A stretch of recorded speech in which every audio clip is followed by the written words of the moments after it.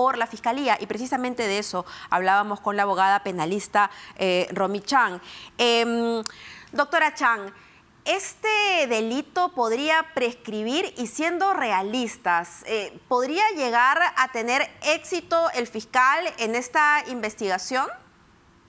Yo creo que sí, puede tener total éxito porque cuenta con todos los elementos probatorios para poder hacerla, ¿no? Y no hablamos de un delito que pueda prescribir, porque en este caso estamos hablando de una tesis que fue además publicada, es decir, es de acceso público, se ha difundido y ha venido generando efectos. ¿Eso qué genera? Genera de que no pueda hablarse de prescripción, porque si bien el plazo de prescripción es el plazo máximo de la pena, que son 8 años, más la mitad, en este caso, la obra ha seguido difundiéndose hasta el día en que Panorama hizo público que en efecto hubo un caso de plagio y se ha seguido difundiendo como si fuese una obra del presidente Castillo y de su esposa. Entonces no hay plazo de prescripción, a mi parecer, que pueda contabilizarse porque la afectación a los autores originales y al delito contra la fe pública se ha mantenido en el tiempo. En la mañana conversamos con el fiscal Rafael Barba, encargado de la Fiscalía de Lavado de Activos, y él nos había comentado que había elevado al fiscal de la Nación los informes relacionados a las investigaciones que directamente impactan en el presidente de la República, pero también en el exministro de Transportes y Comunicaciones, Juan Silva, y los congresistas de la República, todos de la bancada Acción Popular, a quienes se les indica como los niños. En el caso de Juan Silva y los congresistas de la República, el fiscal de la Nación ha tomado la decisión de investigar. ¿Cuál es la ruta que debe llevar esta investigación? Bueno, aquí como ellos pues habrían cometido estos actos en el ejercicio de sus funciones, el fiscal tendrá que abrir una investigación y cuando reúna los elementos necesarios tendrá que realizar un trámite, solicitar al Congreso de la República que levante estas inmunidades que gozan los congresistas para poder continuar continuar ya con el proceso penal en su contra, ¿no? Lo que sí, Mabel, aquí se va a abrir un panorama bastante interesante respecto a cuál va a ser la decisión que finalmente el fiscal de la Nación adopte respecto al presidente Castillo. Ya sabemos cuál es el criterio de la fiscal anterior, ¿no? Se abre la posibilidad de que el actual fiscal de la Nación, contrario a lo que determinó la exfiscal Zoraida Ábalos, sí decida investigar al presidente de la República. Recordemos que la exfiscal de la Nación dijo que se investigaba, pero que esta quedaba suspendida hasta que termine el mandato. ¿Podría el actual fiscal de la Nación revertir esa situación? Sí, finalmente este es un criterio, ¿no?, que adoptó la fiscal anterior, que además fue muy polémico porque no se condice con lo que la Constitución establece, y ahora el fiscal Pablo Sánchez tiene la oportunidad de oro de poder reconducir las cosas conforme a lo que establece la Constitución y lo que establece la ley, y eso implica poder investigar al presidente de la República. Una interpretación como la de la fiscal anterior podría llevarnos al absurdo de que incluso si el presidente hoy día matara a su esposa y a sus hijos, no podría investigársele, porque para la fiscal de la Nación hay que esperar a que termine su mandato, lo cual es absurdo, ¿no? Entonces yo creo que eso debe ser corregido por el actual fiscal de la Nación. Y finalmente la ruta sería la misma, un poco como para graficar la situación. Tendría que realizar esta investigación y con los elementos de convicción realizar la denuncia ante el Congreso de la República, ante la Subcomisión de Acusaciones Constitucionales. Así es la misma ruta, ¿no? ¿Y eso cuánto tiempo podría llevar? ¿O es algo que no podríamos especular? Es difícil especular porque el fiscal, para poder llevar el caso al Congreso de la República, tiene que establecer con claridad cuáles son las imputaciones, es decir, cuáles son los delitos. Y yo creo que todavía para eso hay un camino un tanto largo que recorrer, porque lamentablemente, Mabel, hablamos de varios delitos. Hablamos aquí de una especie de organización criminal, ¿no?, que es lo que ha denunciado la colaboradora Carolín.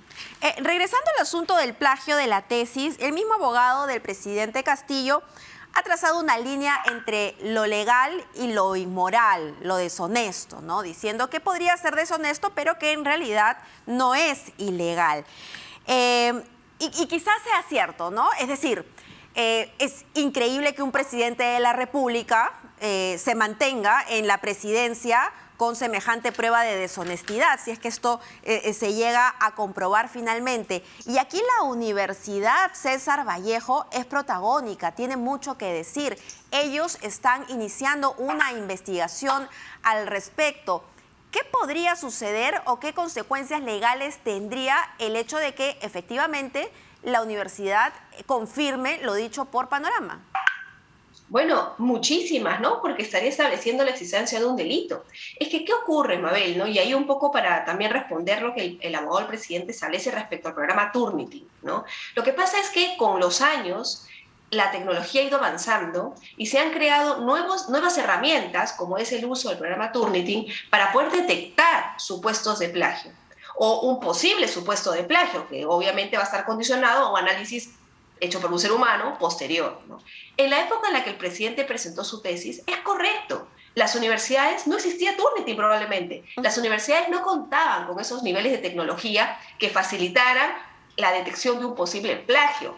Eso no significa pues que la universidad, entonces no había plagio. No, lo que pasa es que tal vez no fue detectado por la casa de estudios en su oportunidad. Ahora, el hecho de que el programa Turnitin refleje el 54%, y eso hay que tenerlo muy en claro, no es lo que hace que haya plagio en su tesis. Lo que hace que haya plagio es que, comparando las similitudes encontradas en Turnitin, se aprecia ya manualmente por un ser humano, ¿no es cierto?, que han habido extractos, ideas que él ha cogido de otros autores y no ha respetado la autoría. Y no ha colocado que eso no le corresponde a él, sino a otros autores. Es más, han habido, por lo que se establecía en el programa Panorama, de alguna manera simulaciones. O sea, se ha tratado de disimular el plagio, cambiando palabritas, cambiando comas, quitando paréntesis. Y eso es justamente lo que se sanciona en el delito de plagio en nuestro país. Y siguiendo esta dicotomía del abogado del presidente Castillo, pues, a ver, uno tiene que ser honesto con Turnitin o sin Turnitin. Es así. Por supuesto. O sea, el programa Turnitin es una herramienta que ayuda a detectar plagio, pero no es que porque Turnitin diga que hay similitud se le esté denunciando por plagio y que eso pues sea muy relativo. No, acá no hay nada relativo.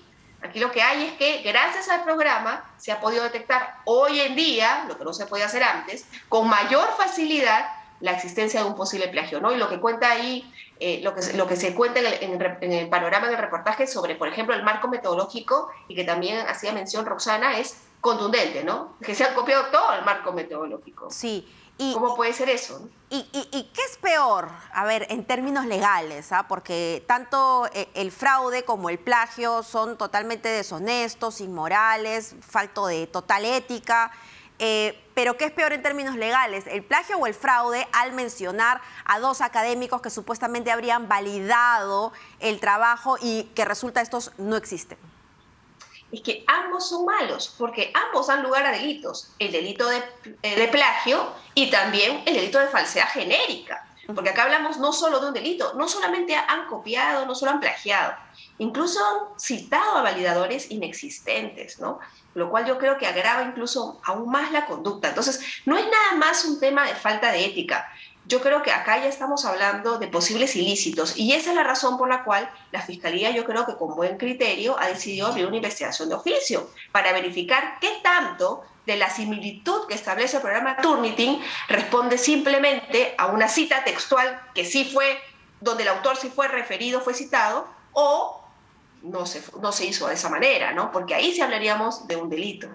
Muchas gracias a Romy Chan, abogada penalista, quien nos ha ayudado a describir la situación legal en la que se encuentran nuestras más altas autoridades. El presidente Castillo y su esposa, pero además el exministro Juan Silva y los congresistas de la República, a quienes Karelim López bautizó como los niños. Y será bueno decir los nombres. Estamos hablando de Rafael Doroteo, Elvis Vergara, Juan Mori, Jorge Flores, Yaek Espinosa e Ilich López, a quienes se les investiga por la presunta comisión del delito de tráfico de influencias agravado. Ya volvemos.